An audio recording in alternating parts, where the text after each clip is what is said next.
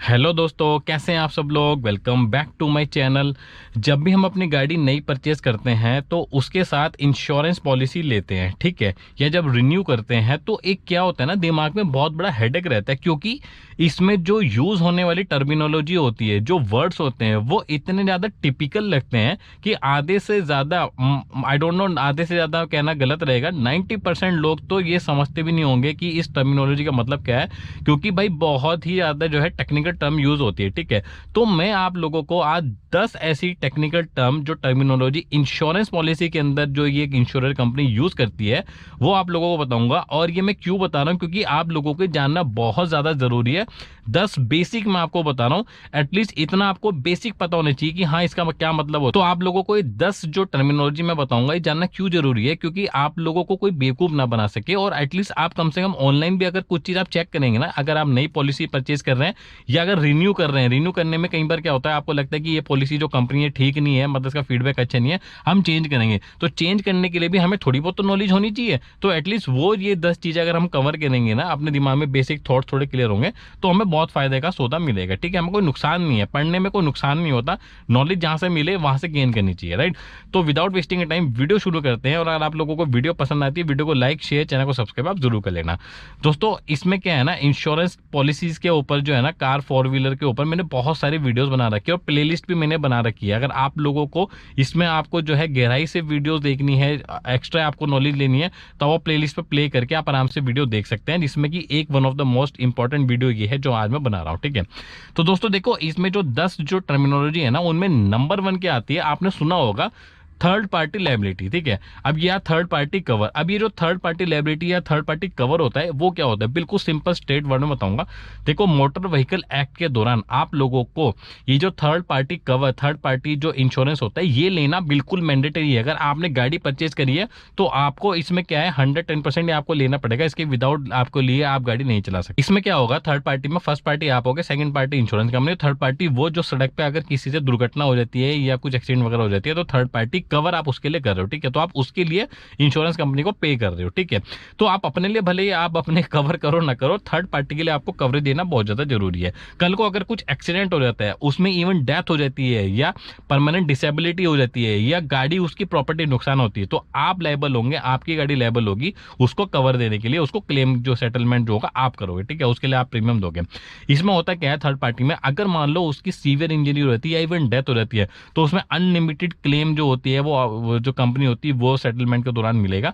हाँ, अगर कोई प्रॉपर्टी नुकसान हो जाती है या कुछ डिसेबिलिटी हो जाती है या कुछ मतलब डैमेज हो जाता है कुछ भी, तो उसके अंदर आपको मैक्सिमम 7.5 लाख तक का कवर इसके अंदर इंश्योर्ड होता है, वो कवर्ड होता है, ठीक है। तो ये मोस्ट इंपॉर्टेंट चीज होगी, थर्ड पार्टी कवर एक्चुअली होता है क्या। होप आप लोग थोड़ा इसमें समझोगे। नंबर 2 आती है कॉम्प्रिहेंसिव पॉलिसी। जैसे कि थर्ड पार्टी थर्ड पर्सन के लिए कवर देती थी, अब आपने उसके लिए, अपने लिए तो कुछ नहीं लिया, तो भाई आप अपने लिए और कम से कम अपनी गाड़ी के लिए भी तो सुरक्षा करोगे, उसके लिए आती है कॉम्प्रिहेंसिव पॉलिसी। कॉम्प्रिहेंसिव पॉलिसी आपको एक एडवांटेज देता है, एक एज देता है कि आप अपनी गाड़ी जो है कवर कर सकते हो।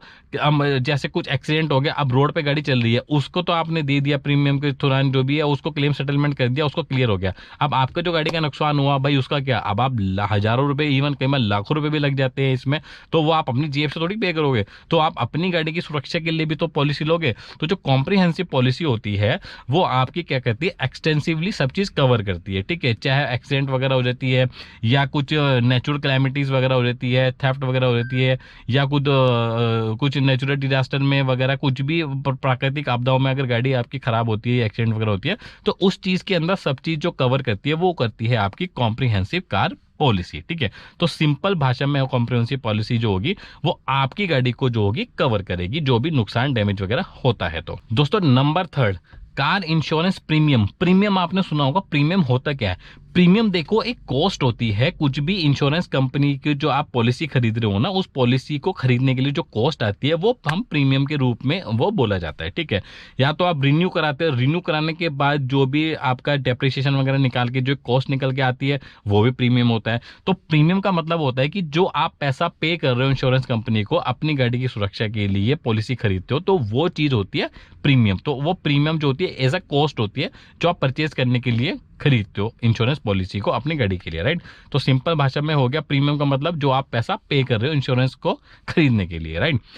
नंबर 4, आपने सुना होगा आईडीवी। आईडीवी होता क्या है? जब भी आपने पॉलिसी देखी होगी अपनी, तो पॉलिसी के अंदर सबसे पहले जो कॉलम में लिखा होता है आईडीवी होती है। अभी आईडीवी क्या होती है? आईडीवी होती है आपकी इंश्योर्ड डिक्लेयर्ड वैल्यू। इस आईडीवी के ऊपर मैंने स्पेसिफिक वीडियो बना रखी है, वो जैसे मैंने आपको बताया था, प्लेलिस्ट आप ऑन करके देख सकते हो, बहुत डिटेल में मैंने आपको इस चीज में बताया, ठीक है।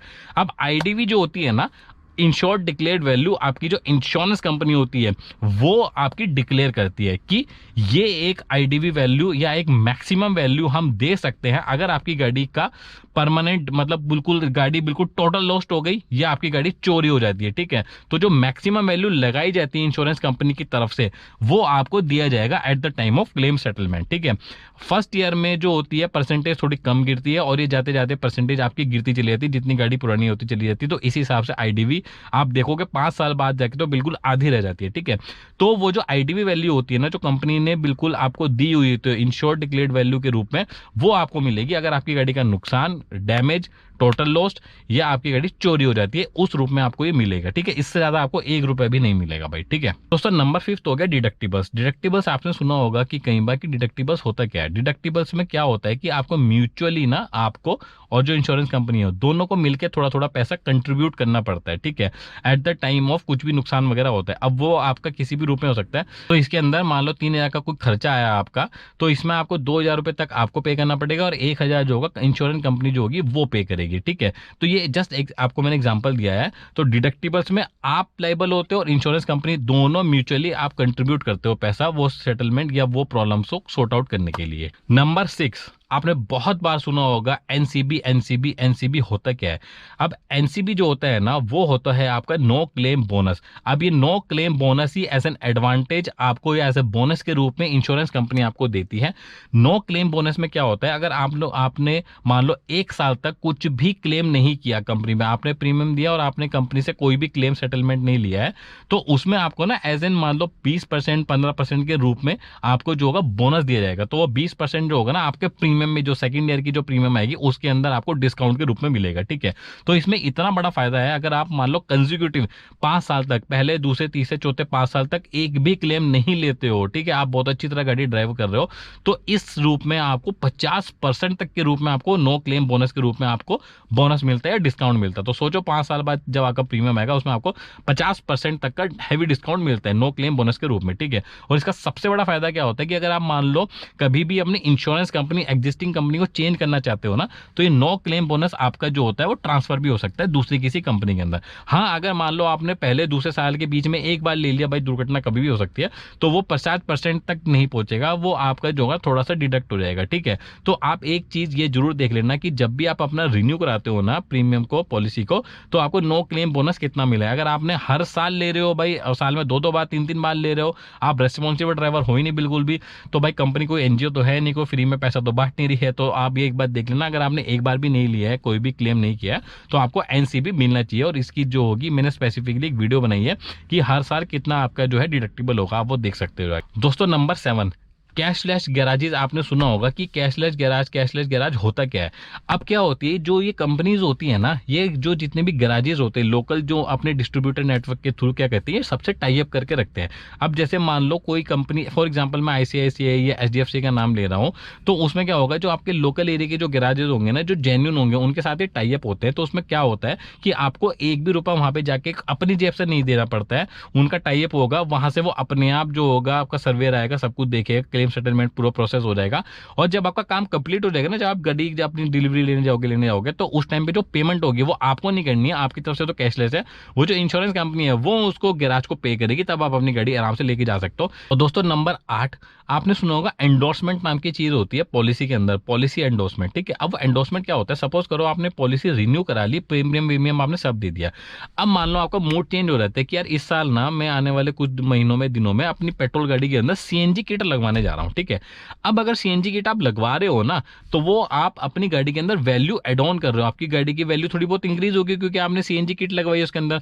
तो वो क्या होगा, आपका पॉलिसी के अंदर भी आपका एंडोर्समेंट के रूप में थोड़ा सा प्रीमियम आपसे ज्यादा चार्ज करेंगे, क्योंकि आपकी गाड़ी की जो वैल्यू है वो बढ़ी है। जो एंडोर्समेंट होता है ना, ये 2 कैटेगरी के अंदर ही कैटेगराइज होता है, एक प्रीमियम बेयरिंग हो गया, एक नॉन प्रीमियम बेयरिंग हो गया, ठीक है। प्रीमियम बेयरिंग के अंदर मैंने आपको ऑलरेडी बताया, जैसे कि अगर आप सीएनजी किट वगैरह का इंस्टॉलेशन कराते हो तो वो प्रीमियम कैटेगरी के अंदर आ जाता है, ठीक है। ठीक है। अब नॉन प्रीमियम बेयरिंग कैटेगरी के अंदर क्या आ जाता है, सपोज करो आप अपनी गाड़ी की जो नंबर है, रजिस्ट्रेशन नंबर है, वो चेंज करा रहे हो या पॉलिसी के अंदर कुछ अपनी इंफॉर्मेशन चेंज करा रहे हो, तो वो भी एज एन आपका एंडोर्स हुआ है, बट वो क्या होगा, नॉन प्रीमियम एंडोर्समेंट कैटेगरी के अंदर है। और दोस्तों नंबर 9 आपने सुना होगा, add on. Add on covers क्या होते हैं, ठीक है। अब जैसे मैंने आपको बताया, कॉम्प्रिहेंसिव पॉलिसी तो एक बेसिक स्ट्रक्चर हो गया।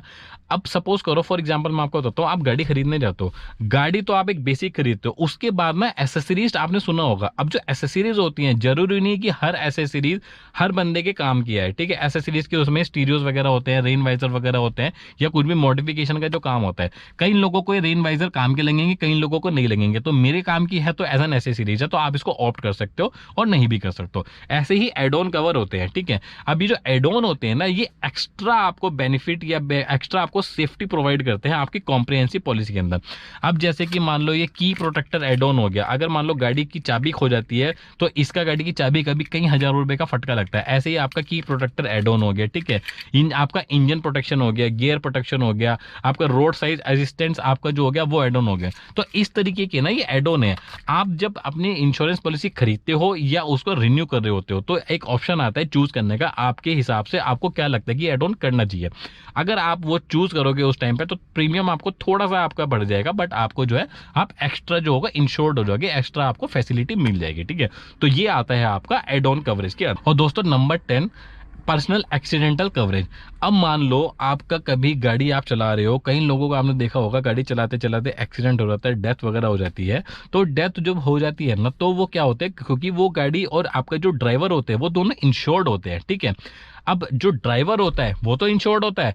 अब अगर मान लो आप, अब जो पैसेंजर्स हैं आपके, अगर आप उनको भी आप वो उसमें कवरेज लेना चाहते हो, उनको भी कवर करना चाहते हो, तो जैसे मैंने आपको बताया एड ऑन के रूप में आप उनको एड ऑन में भी कवर कर सकते हो। बट बेसिकली अगर आपकी गाड़ी और आप दोनों ड्राइवर आप जो है इसके अंदर कवर्ड हो, जो IRDAI जो संस्था है, जो पूरा रेगुलेटरी अथॉरिटी है इंश्योरेंस कंपनी की, जो अंडर में आती है सब पॉलिसी में, उन्होंने क्या पूरा डिसाइड किया हुआ है कि जो मैक्सिमम कवरेज मिलेगी ना, वो मैक्सिमम कवरेज जाएगी 15 लाख रुपए तक की आपको कवरेज आप इंश्योर्ड हो आपको मिलेगा, अगर कोई डेथ दुर्घटना वगैरह कुछ हो जाती है ड्राइवर की एक्सीडेंट के दौरान में, राइट। तो दोस्तों देखो, ये जो मैंने आपको 10 टर्मिनोलॉजी बताई है बहुत इजी है और ये आपको पता होनी चाहिए, क्योंकि एज एन रेस्पॉन्सिबल ड्राइवर अगर आप गाड़ी चला रहे हो, आपकी जिम्मेदारी बनती है अपनी गाड़ी के प्रति, और जो इंश्योरेंस जो कवरेज वगैरह ले रखी, ताकि कल को कोई मूर्ख ना बना सके, ठीक है। तो होप ये वीडियो आप लोगों को कुछ इन्फॉर्मेटिव पसंद आई होगी। अगर आप लोगों को वीडियो पसंद आई है, इन्फॉर्मेटिव लगी है, तो प्लीज वीडियो को लाइक शेयर, चैनल को सब्सक्राइब आप जरूर कर देना। Thank you so much. जय हिंद।